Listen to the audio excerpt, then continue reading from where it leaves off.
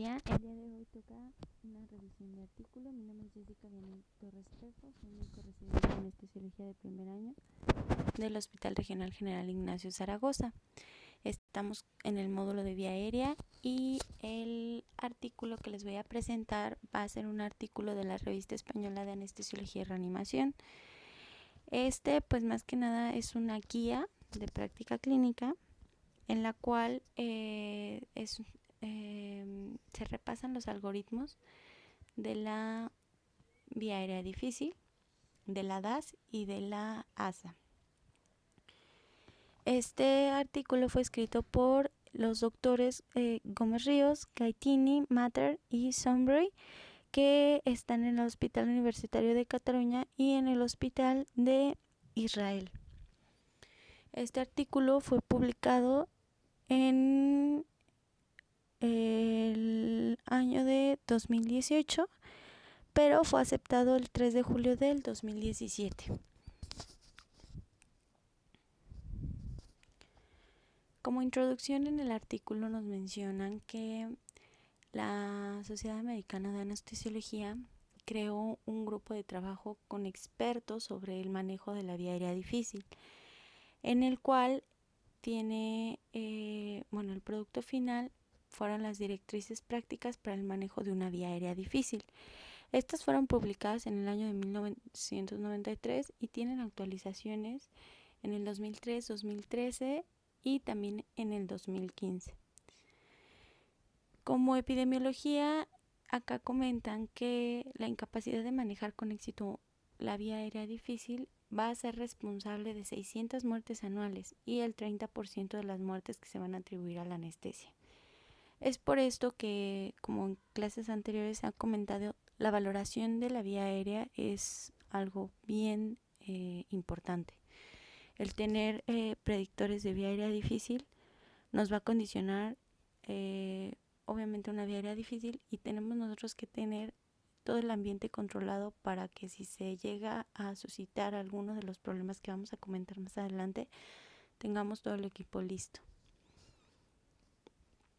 Las versiones que se actualizan de las guías ASA y la DAS van a ser las más ampliamente adoptadas de manera internacional y van a ser en las cuales se van a basar muchos algoritmos de todos los países, inclusive el nuestro, y con lo cual también se desarrollan guías para cada país. Este artículo lo que presenta es una síntesis de estas dos guías, la ASA y de la DAS, con la finalidad de facilitar la toma de decisiones. Algunas definiciones que comenta el artículo: viene la vía aérea difícil, que va a ser definida como una situación clínica en la que un anestesiólogo experimentado con capacitación convencional va a tener la dificultad para ventilar la vía aérea superior, ya sea con una mascarilla facial, con una intubación endotraqueal o ambas. El anestesiólogo experimentado se va a definir como un anestesiólogo que ha realizado más de 1000 laringoscopias directas o un anestesiólogo que ha tenido 2 años de adiestramiento convencional.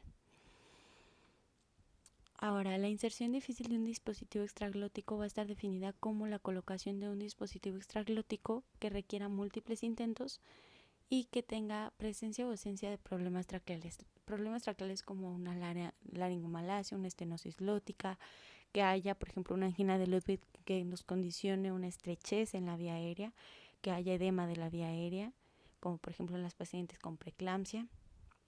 Entonces, este tipo de problemas nos van a condicionar que haya problema para la inserción de este dispositivo extraglótico y por supuesto para oxigenar a un paciente con este tipo de dispositivos. La ventilación difícil con mascarilla facial o un dispositivo extraglótico no puede aportarse la ventilación adecuada debido a uno o más de los problemas siguientes: que tenga un sellado incorrecto la mascarilla, como en el caso de un paciente que tenga barba, que haya fuga o resistencia excesivas durante la entrada o salida del gas.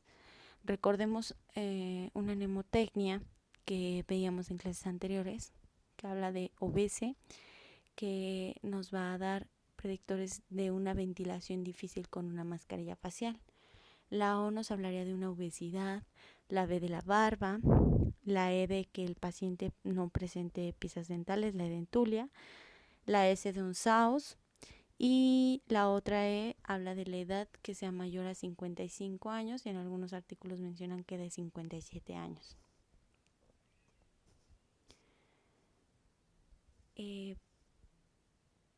También comenta este artículo que el 18% de los pacientes van a ser difíciles de intubar, el 5% van a ser difíciles de oxigenar y entre el 0.04 y el 0.08% no van a poder ser ni intubados ni oxigenados. Esta situación es una situación crítica para el anestesiólogo, lo cual puede condicionar que el paciente fallezca. Entonces, es bien importante que el anestesiólogo también sepa manejar una vía aérea quirúrgica para, en el caso de encontrarse en esa circunstancia de que no se puede intubar, no se puede oxigenar el paciente, se realice una intervención quirúrgica para que el paciente pueda ventilar y se resuelva esa urgencia.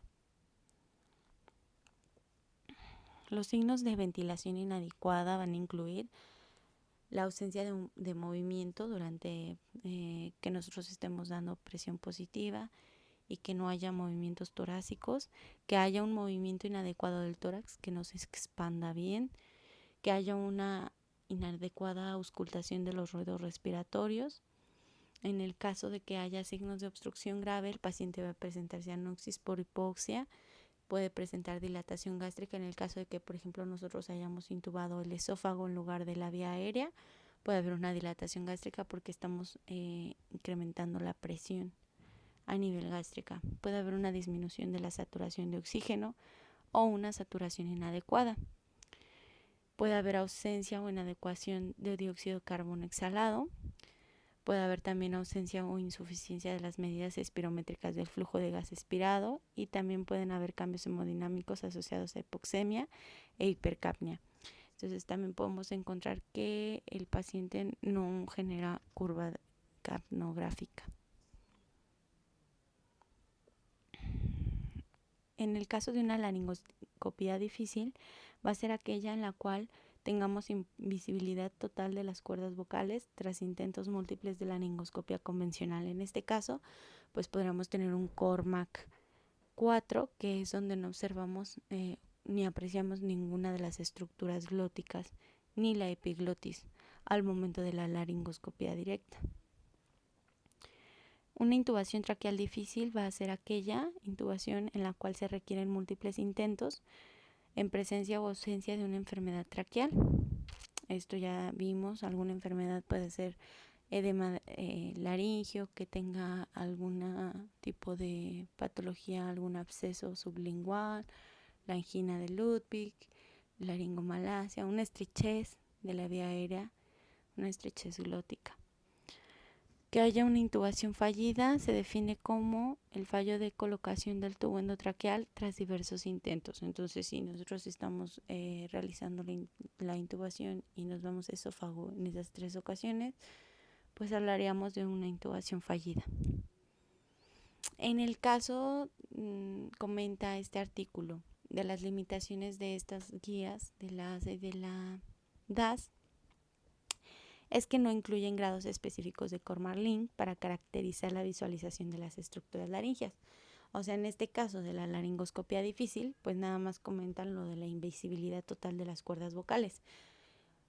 Pues puede correlacionar con un Cormack 4. Sin embargo, como tal, no se menciona que lo sea.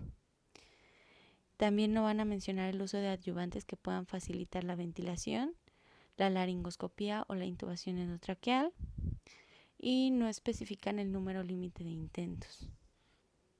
Entonces no comentan si son 2, 3 intentos fallidos. O sea, comentan nada más que tras diversos intentos. Estas son algunas de las limitaciones que se pueden encontrar en estas guías según el artículo que comenta. Algunas otras limitaciones que comentan con respecto a la guía de la ASA es que hay falta de consideraciones específicas para el paciente pediátrico, la paciente obstétrica, que como tal ya es una vía aérea difícil por los cambios fisiológicos del embarazo, los pacientes con estómago lleno y los pacientes que tengan una obstrucción glótica o subglótica. Tienen una terminología con definiciones pobres y sin definiciones de intento de ventilación óptimo con mascarilla facial, ni intento óptimo con laringoscopia convencional. Y no se tratan las implicaciones de los bloqueadores neuromusculares ni el papel de la anestesia regional en los pacientes que tengan vía aérea difícil. Tampoco discriminan entre una vía aérea con o sin obstrucción. Y el punto clínico final va a ser la intubación endotraqueal exitosa, que puede no ser necesaria cuando la ventilación adecuada es suficiente. O sea, si nosotros podemos ventilar al paciente, no hay ninguna urgencia por intubar al paciente. Aunque bueno, en el algoritmo de la ASA sí lo comenta que no es urgente realizar la intubación endotraqueal si nosotros podemos intubar al paciente. Sin embargo, como comenta aquí, pues la finalidad siempre es conseguir el manejo de la vía aérea, o sea, realizar la intubación endotraqueal, a pesar de que sí se pueda ventilar al paciente. No lo mencionan como que fuera de urgencia, pero sí menciona que es una de las finalidades realizar la intubación endotraqueal. El algoritmo va a comenzar cuando falla la intubación endotraqueal, mientras que la dificultad para ventilar con mascarilla facial o dispositivo extraglótico podría ser una dificultad inicial. Y por tanto, el algoritmo puede dirigir al facultativo hacia intervenciones que ya han demostrado la ineficacia. Entonces, si nosotros desde un principio no podemos ventilar al paciente, ese ya es un problema, el que no podamos ventilar al paciente. Sin embargo, pues en el momento de no poder ventilar al paciente, lo que se va a intentar es realizar una laringoscopía para poder realizar la intubación endotraqueal y poder tener una vía aérea permeable. No va a seguir un árbol de decisión lineal, esto va a limitar su utilidad en una situación de urgencia y no va a presentar un flujograma para la extubación, que también es un momento crítico de la anestesia. Como lo vimos la clase pasada, pues la extubación también es un momento crítico de la anestesia. Y si nosotros desde el principio tenemos a una paciente que tenga una vía aérea difícil y no tenemos las consideraciones para realizar la extubación, pues nos podemos encontrar posteriormente en el mismo problema de que no podemos ventilar y no podemos intubar y nuestro paciente ya está extubado, ya tiene el manejo de la vía aérea y ya podemos encontrar cambios y alteraciones en esta vía aérea porque ya la instrumentamos, ya realizamos laringoscopía o ya el paciente estuvo intubado algo de tiempo y nos va a dar un poco de edema laringio y cambios, lo cual nos puede condicionar a que posteriormente no se pueda instrumentar la vía aérea y que nos condicione otra vez el escenario de que no podemos ventilar y no podemos intubar, como fue comentada la clase pasada. En el caso de la DAS, pues aquí no solamente va a abordar el manejo de la vía aérea difícil imprevista y no va a relacionar las técnicas individuales con los niveles de evidencia. Bueno, como lo comentamos, algo súper importante va a ser la evaluación preoperatoria de la vía aérea. Este es un punto fundamental del manejo de la vía aérea. Entonces, como anestesiólogos en formación, debemos de tener presente que todas las valoraciones deben de tener de preferencia, pues todos los predictores de la vía aérea difícil presentes. En caso de que, por ejemplo, nos encontramos con una paciente que tenga un Mallampati 3, pues realizarle todas las demás valoraciones para determinar si va a ser una vía aérea difícil o no va a ser una vía aérea difícil, ya que si no tenemos todo con anticipación, pues nos podemos encontrar con una vía aérea difícil en la cual no podamos realizar la intubación endotraqueal o no podamos tener una vía aérea permeable durante nuestra anestesia general, lo cual nos pueda condicionar a escenarios pues bastante malos, inclusive que llegue al fallecimiento de nuestro paciente. Entonces, tanto las guías ASA como las DAS van a resaltar la importancia de la valoración preoperatoria de la vía aérea. Como lo comenté, este es un paso fundamental en cuanto al manejo de la vía aérea. Entonces hay que tener una buena valoración para que tengamos todo listo ante un escenario en el cual podamos encontrarnos, en el que no podamos ni ventilar ni intubar al paciente, o que no podamos intubar al paciente. En este artículo y en mucha más literatura también comentan que ningún predictor de la vía aérea en solitario va a ser totalmente fiable. Esto porque pueden tener baja sensibilidad y especificidad y un valor predictivo positivo. Entonces, el que haya clasificaciones en las cuales podamos incluir más de una valoración, eso nos puede dar una mayor sensibilidad y una mayor especificidad para reconocer una vía aérea difícil. En el caso de el IPID, el cual nos incluye varias de estas valoraciones, nos puede dar pues una idea de que esa vía aérea va a ser difícil de maniobrar. Aquí en este artículo comenta la distancia interincisivos que sea mayor a 4 centímetros, que tenga una clasificación de Mallampati de 1 a 2, que se encuentre dentro de la normalidad. En el caso de que encontremos un 3 o un 4, pues ya serían vías aéreas dificultosas. En el caso de que el cuello sea elástico y movible, va a ser normal. En el caso de que nos encontremos un cuello ancho, corto, nos va a dificultar la laringoscopía. En el caso de la distancia tiromentoniana, que sea mayor a 6 centímetros. En el caso de la protrusión mandibular, que haya una capacidad de que los incisivos mandibulares inferiores puedan extenderse más allá, y que puedan, por ejemplo, le podemos pedir al paciente que muerda el labio superior con los incisivos inferiores, y eso nos daría el parámetro. Si el paciente no es capaz de llevarlo a más que juntar los dos incisivos superiores e inferiores, pues será un puntaje de 2, y en el caso de que el paciente tenga totalmente retraída la mandíbula, pues sería un puntaje de 3, lo cual nos dificultaría el manejo de la vía aérea. En el caso de la articulación atlanto-occipital, que haya una extensión cervical de 35 grados es lo normal. Si hay una limitación de 1/3 o de 2/3, porque eso nos generaría totalmente rigidez del cuello, lo cual no nos permitiría la posición de olfateo, que es la posición que nos va a ayudar a alinear los ejes para que podamos realizar una laringoscopía y se pueden observar las estructuras glóticas.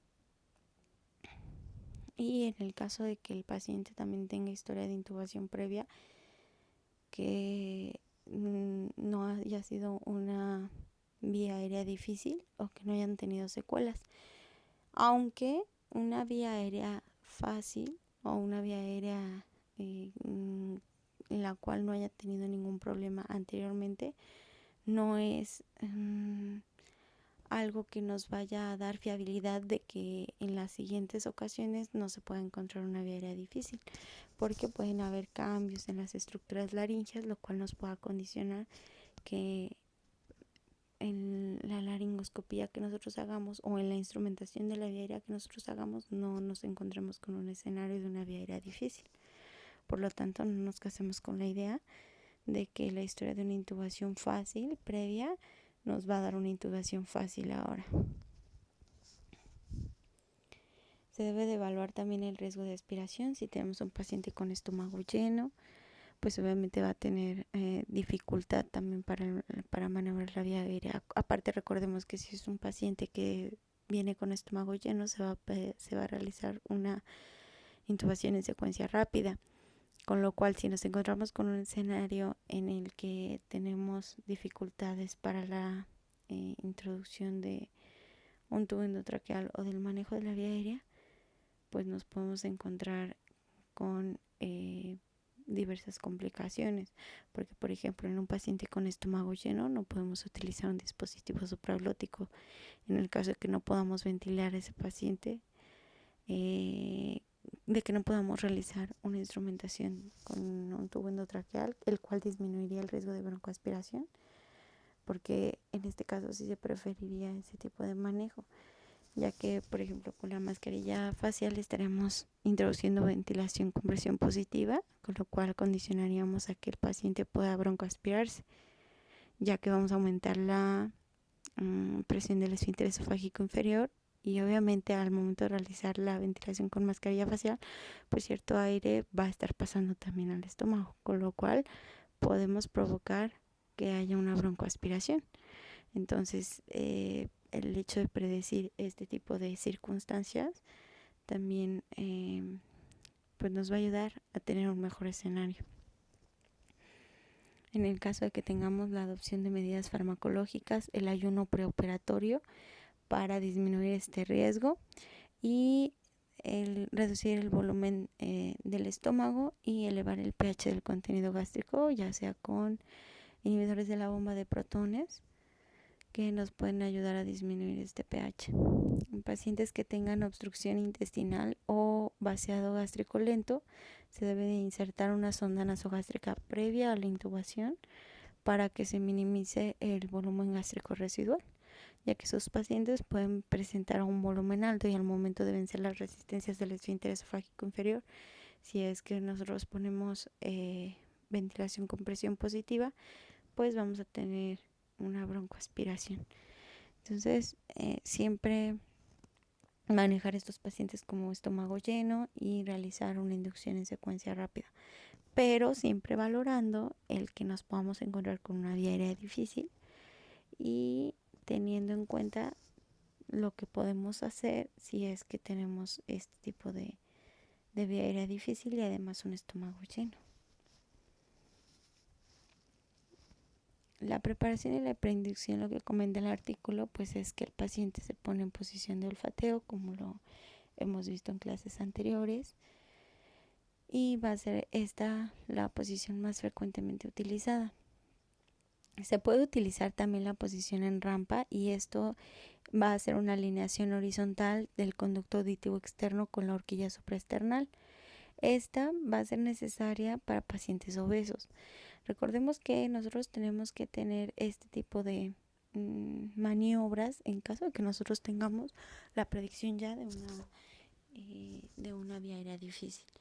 Entonces, si nosotros ya valoramos que nuestro paciente es obeso, vemos que tiene el cuello corto, que tiene una disminución submandibular, reducida, podemos utilizar este tipo de maniobras para que podamos alinear bien los ejes y tengamos una laringoscopía buena al primer intento y se pueda realizar la instrumentación de la vía aérea. Hay que tener también una preoxigenación adecuada en todos los pacientes, esto con anterioridad a la inducción de la anestesia general, ya que una preoxigenación nos va a dar un tiempo de alrededor de 8 minutos, a diferencia de cuando no se preoxigena el paciente, que nos podría dar menos minutos de apnea. Entonces, el tiempo de apnea sin desaturación de un adulto sano que respira aire ambiental, o sea, el 21% de oxígeno, va a ser de 1 a 2 minutos. En cambio, un paciente con preoxigenación va a tener un tiempo de hasta 8 minutos sin que se nos desature. Entonces, es bien importante la preoxigenación antes de la anestesia general. Entonces, esto se puede lograr pidiéndole al paciente que respire por la mascarilla con un FiO2 del 100% a 5 o 10 litros por minuto durante 5 minutos. Hasta 10 minutos podemos antes de la anestesia, y esto no nos generaría aumento de la presión porque no estaríamos dando ventilación con presión positiva, y el paciente va a tener una reserva importante de oxígeno, ya que con esto desnitrogenizamos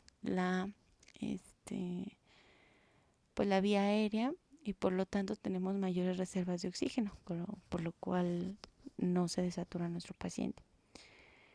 Este paso es muy muy importante. Entonces, esta desnitrogenación Se va a lograr con la administración de oxígeno al 100%, manteniendo esta mascarilla bien sellada contra el rostro del paciente, hasta que la fracción de oxígeno expirado va a ser del 0.87 a 0.9%.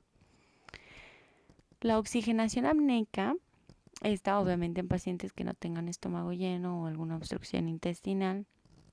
Se va a lograr administrando 15 litros por minuto de oxígeno a través de una cánula nasal, y en el caso se posiciona al paciente con la cabeza en un ángulo de 25 grados, en el caso de un paciente obeso, y se va a poner con presión positiva continua en la vía aérea. En el caso de que haya una vía aérea difícil prevista, se puede realizar la intubación endotraqueal con el paciente despierto. Esta es en pacientes que van a presentar características predictivas de dificultad o antecedentes previos de vía aérea difícil. Va a ser la técnica de elección en pacientes con vía aérea difícil prevista, ya que van a tener preservación del tono muscular y va a mantener la permeabilidad de la vía aérea y facilitar la identificación de las estructuras anatómicas. Aquí pues hay que explicarle muy bien al paciente el procedimiento que se va a realizar.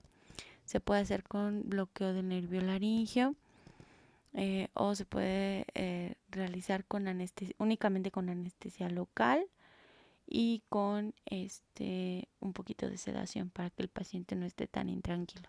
Siempre explicándole bien, paso a paso, lo que se va a realizar para disminuir la ansiedad del paciente.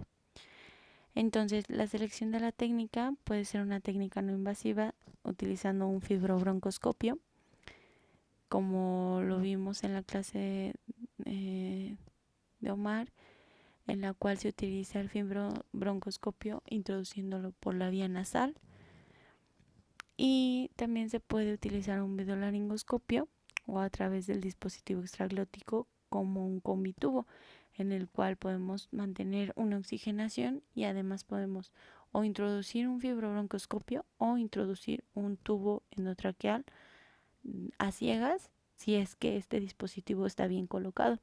Entonces este dispositivo nos puede dar tanto la oxigenación como la instrumentación, nos puede facilitar la instrumentación de la vía aérea si es que está bien colocado. Entonces, se preferiría frente a una técnica invasiva como la vía aérea quirúrgica, la vía aérea percutánea, la ventilación en jet o la intubación retrógrada. Esto va a ser muy dependiente de la cirugía, de la situación del paciente y de la habilidad y preferencias del anestesiólogo. Entonces, si nosotros tenemos mayor experiencia con el videolaringoscopio, pues se utilizaría un videolaringoscopio. Si tenemos ya experiencia en utilizar la colocación del combitubo y podemos realizar la intubación por él, se preferiría esa técnica. Y si dominamos la técnica con el fibrobroncoscopio, se puede realizar la técnica con el fibrobroncoscopio. Esto es dependiendo de las habilidades de cada persona. La intubación endotraqueal con un fibrobroncoscopio en el paciente despierto va a ser exitosa en alrededor del 88 al 100% de los casos.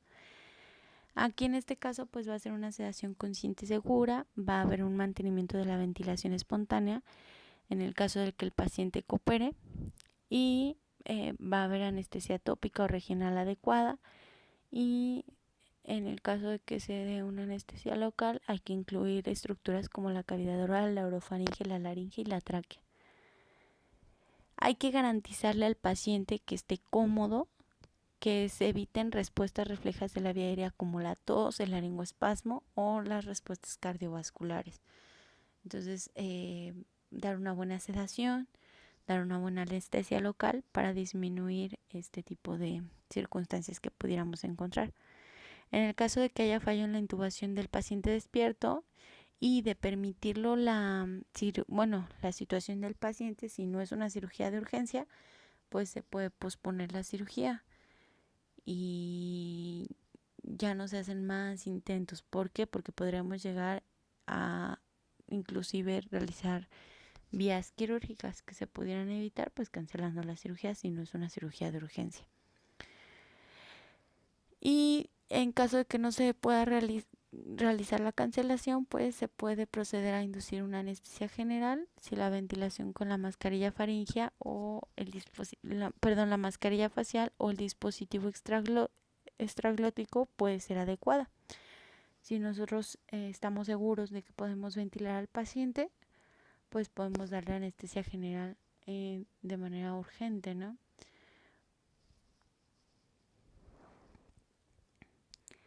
En el caso de que tengamos una vía aérea difícil que no hayamos previsto y después de la inducción de una anestesia general o en un paciente inconsciente o que no sea cooperador, aquí el principio fundamental va a ser siempre mantener la permeabilidad de la vía aérea, la oxigenación y la minimización del riesgo de aspiración.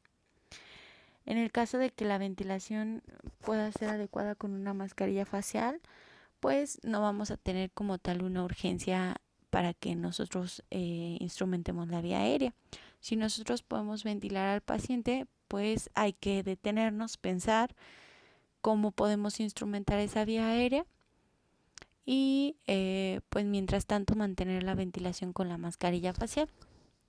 Si la ventilación con la mascarilla facial va a ser inadecuada, si se tratara de una vía aérea urgente y el uso de una técnica no invasiva, por ejemplo la inserción de un dispositivo extraglótico está indicado, se va a colocar un dispositivo extraglótico y en el caso de que esta técnica falle, se requiere de una técnica quirúrgica invasiva como una vía aérea quirúrgica percutánea o una ventilación in-jet.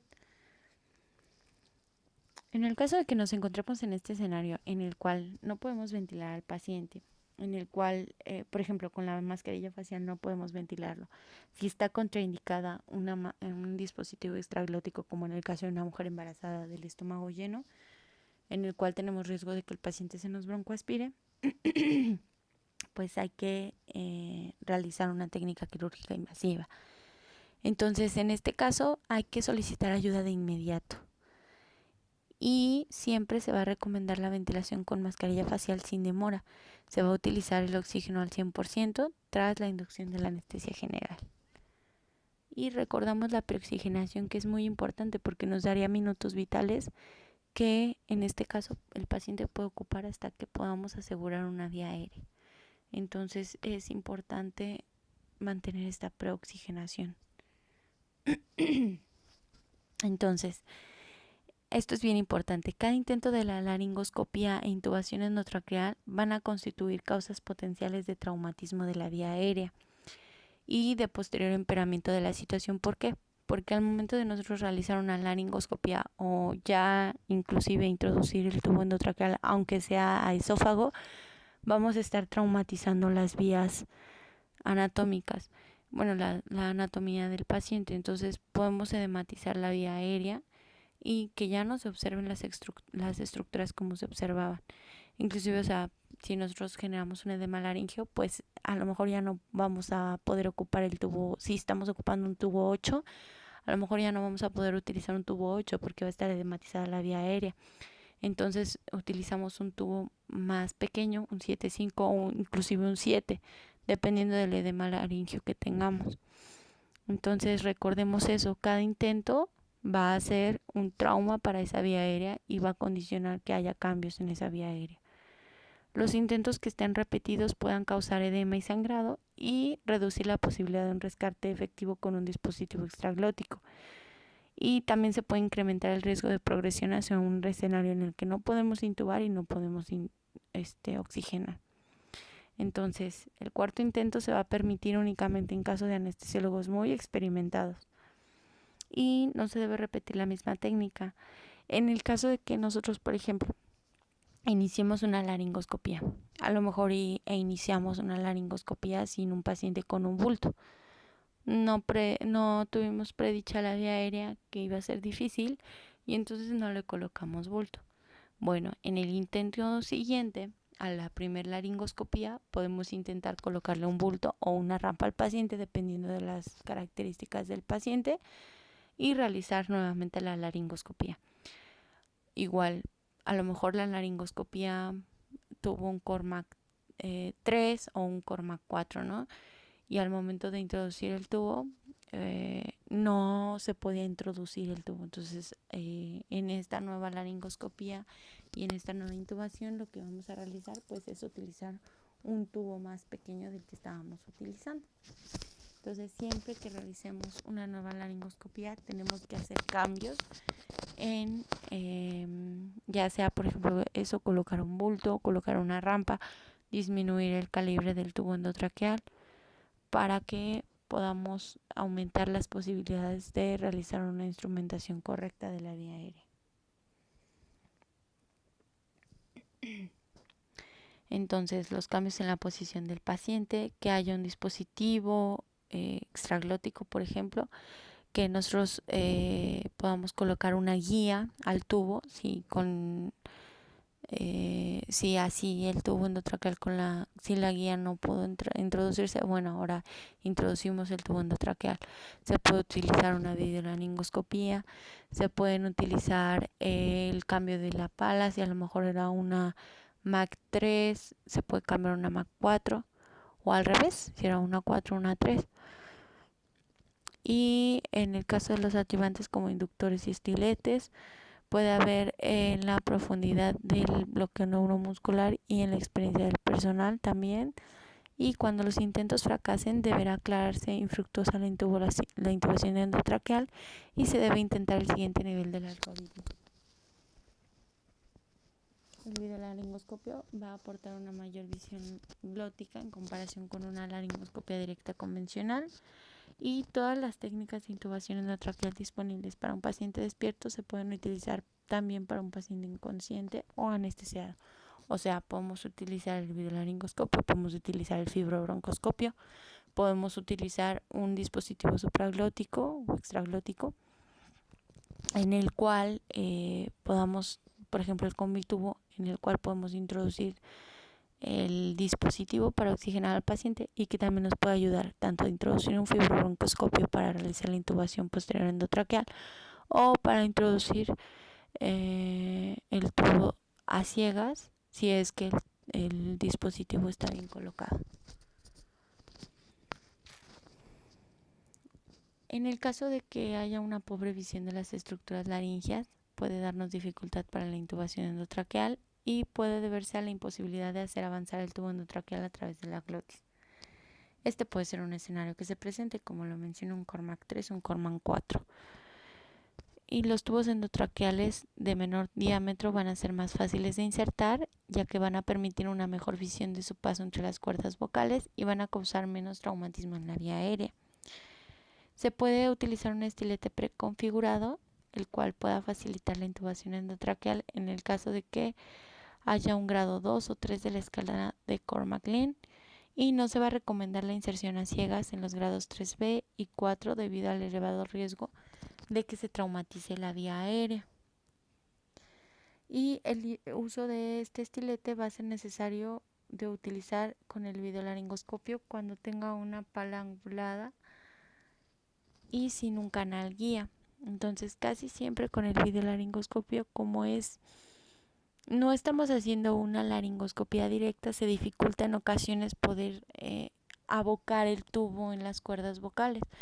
Entonces sí es necesario utilizar una guía para que se pueda maniobrar bien la introducción al menos a la glotis, y ya posteriormente sacar esa guía y ya poder introducir bien el tubo y disminuir el trauma laríngeo y los intentos en los cuales pues puede estar fallido, porque no es una intubación directa en la cual estamos viendo directamente las cuerdas vocales, sino lo estamos viendo a través de una pantalla y no podemos realizar una buena maniobra para mover el tubo endotraqueal. Por eso se prefiere utilizar una guía cuando se utiliza la videolaringoscopía, y más cuando las palas son muy anguladas.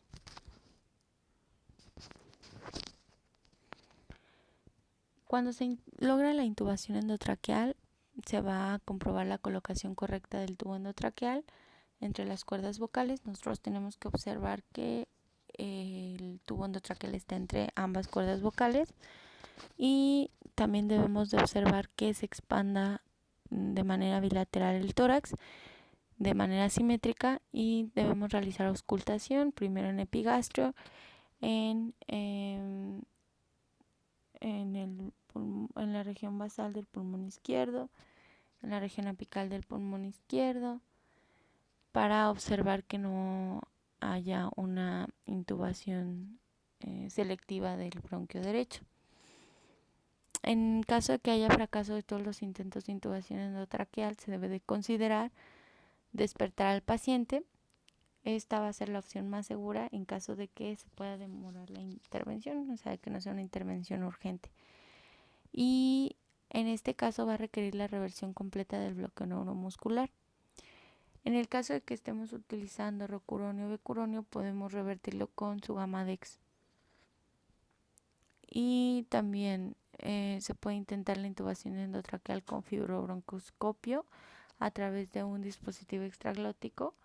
Y esta puede ser en el caso en el que la situación clínica sea estable y la oxigenación sea posible a través de este dispositivo, y que el anestesiólogo cuente con experiencia en el uso del fibrobroncoscopio. También se puede proceder a realizar la cirugía en el caso de que si podamos oxigenar al paciente con una mascarilla facial o un dispositivo extraglótico. Y en el caso de que sea un procedimiento urgente y que si podamos realizar este tipo de ventilación, pues no hay ninguna contraindicación de poderlo realizar. Y en el caso de que se garantice la vía aérea mediante un acceso quirúrgico, como una traqueotomía o una cricotirotomía, esto antes de que se pierda la capacidad de ventilar con una mascarilla facial o un dispositivo extraglótico. Entonces recordemos que si podemos oxigenar al paciente ya sea con una mascarilla facial o un dispositivo supraglótico, no es una urgencia instrumentar esa vía aérea.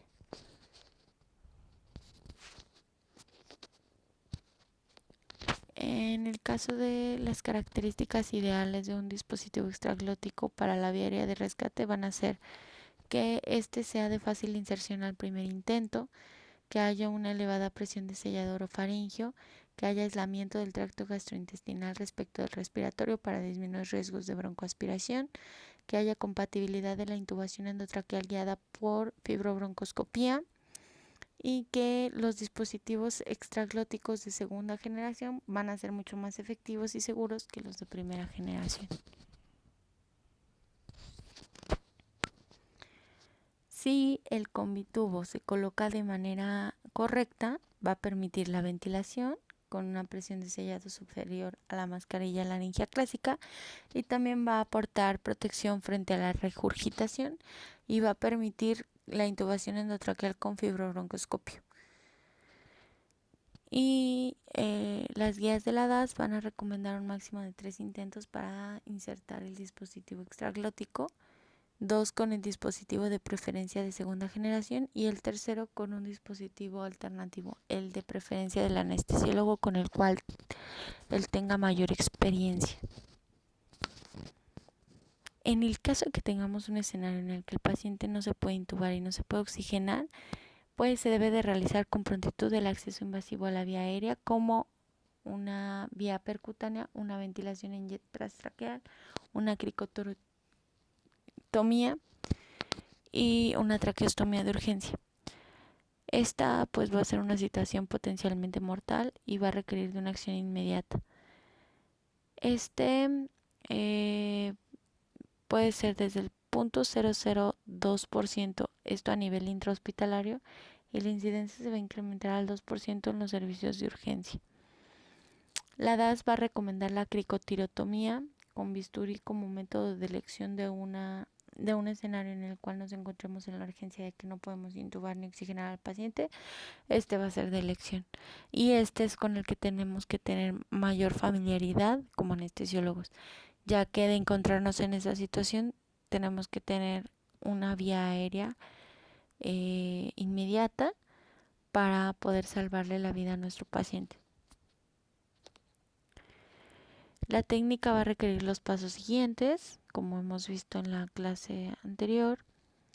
Se va a extender el cuello, se va a estabilizar la laringe con la mano no dominante, se identifica la membrana cricotiroidea con el dedo índice, Se va a realizar la incisión con una hoja de bisturí a través de la piel y la membrana cricotiroidea. De preferencia una incisión transversal con el borde cortante de la hoja hacia el operador, y va a haber un giro de 90 grados para que el filo de la hoja esté en dirección caudal. Se va a insertar suavemente en la tráquea hasta 10 a 15 centímetros una guía elástica. En este caso puede ser un buggy para lograr la intubación retrógrada. Y bueno, sobre esta se va a colocar un tubo traqueal lubricado con manguito de tamaño 6 milímetros. Esto va a ser en el interior de la tráquea, lo cual nos va a dar ventilación. En los casos en los que la membrana cricotiroidea no pueda ser palpable, como en un paciente obeso, se va a recomendar una incisión central caudocefálica. Esta va a ser de 8 a 10 centímetros y una disección digital del tejido adiposo hasta que podamos identificar la laringe, la membrana cricotiroidea, se pueda determinar en dónde se va a hacer el corte con el bisturí. La ventilación en jet transtraqueal va a ser otra técnica invasiva y puede salvar la vida del paciente también. Va a aportar el tiempo necesario para lograr una vía aérea definitiva. En este caso se va a insertar una cánula de pequeño calibre, que en este caso va a ser menor a 4 milímetros. Se va a colocar en la membrana cricotiroidea y aquí se va a requerir una fuente de oxígeno de alta presión. Y ya comentan que la extubación y los cuidados posoperatorios, pues como lo comentaba Rey la clase pasada, se puede considerar la extubación con el paciente despierto. ¿Esto por qué? Porque ya determinamos que era una vía aérea difícil, una vía que nos va a costar trabajo volver a instrumentar, y por lo tanto debemos de mantener a nuestro paciente despierto para que él tenga una ventilación espontánea y pueda oxigenar posterior a la extubación. Entonces, en el caso de que nosotros tengamos escenarios como que el paciente esté con alteraciones en el estado mental, un intercambio normal de gases, o que tenga edema de la vía aérea por el procedimiento o por el número de intentos que nosotros hicimos, ya sea la laringoscopía o a la intubación endotraqueal, pues entonces sería mucho más sencillo que el paciente esté despierto al momento de realizar la extubación. Pueden haber lesiones faríngeas después de que nosotros instrumentamos una vía aérea difícil. Entonces de eso hay que tener muchísimo cuidado, ya que podemos tener en algunos casos muy raros, a lo mejor inclusive hasta un neumotórax o un neumomediastino, que se pueda presentar hasta en el 50% de los casos en los cuales nosotros tuvimos un escenario previo de una intubación difícil, inclusive una instrumentación a lo mejor quirúrgica de la vía aérea, y pueda presentarse alguna de estas complicaciones. Y puede inclusive generarse hasta la mediastinitis postperforación de la vía aérea, lo cual va a tener un alto riesgo de mortalidad. Entonces hay que nosotros tratar de valorar lo mejor esa vía aérea posterior a la extubación y observar si no hay ningún dato de que hayamos traumatizado la vía aérea, que hayamos generado alguno de estos problemas, porque posteriormente podemos encontrar que el paciente tenga alguna de estas complicaciones que pueden ser mortales. Como conclusiones, comenta que el que se hayan encontrado estas guías ASA y DAS en la actualidad, pues es un parteaguas para el manejo de la vía aérea. Entonces existe un antes y un después, ya que antes no se contaba con algoritmos que nos dieran paso a paso lo que tenemos que realizar en el caso de encontrarnos en escenarios en los cuales tengamos dificultad para la intubación. A falta de que haya un protocolo universalmente aceptado, hay guías disponibles que constituyen recomendaciones básicas y no estándares absolutos de cuidados o requisitos. Y cada anestesiólogo debe de tener estrategias individuales basadas en el conocimiento y la experiencia clínica en cuanto a un escenario en el que encontremos a una vía aérea difícil o una ventilación difícil. Y las técnicas que se encuentran en este artículo se deben de aplicar de manera rutinaria antes del uso en una vía aérea difícil real. O sea, nosotros debemos de familiarizarnos al utilizar el tubo, al utilizar las guías, al utilizar diferentes tipos de hojas, utilizar el videolaringoscopio, el fibrobroncoscopio e inclusive tener simulaciones de manejo quirúrgico de la vía aérea, ya que esto puede salvar la vida de los pacientes. Entonces, si nosotros tenemos conocimiento de todas estas cosas que nos puedan ayudar al manejo de una vía aérea difícil, pues hay que familiarizarnos con ellas, hay que entrenarnos en ellas, hay que empaparnos, hay que realizar simulaciones para que el día que se nos presente una vía aérea difícil tengamos el conocimiento de cómo la vamos a resolver el problema en agudo. Y algo que se me ha quedado muy grabado en este tiempo que llevamos en el curso es que siempre debemos de ser humildes y siempre debemos de pedirle ayuda a los demás. En el caso de que nosotros estemos en una situación difícil, en la cual nos encontremos inclusive en un momento de estrés, aunque hay que manejar el estrés, pero nos encontramos en un momento en el cual a lo mejor ya agotamos posibilidades, siempre pedir ayuda. Y en el caso de que nosotros nos encontremos desde el principio a lo mejor con el escenario de que no podemos ventilar al paciente, recordar que ese es el principal foquito rojo y desde ese momento tener conciencia de que podemos pedir ayuda a una persona que esté más experimentada o simplemente a otra persona que nos pueda auxiliar y nos pueda dar ideas para que no haya un bloqueo mental en el caso de que encontremos una vía aérea difícil. Muchísimas gracias y queda atento a sus comentarios.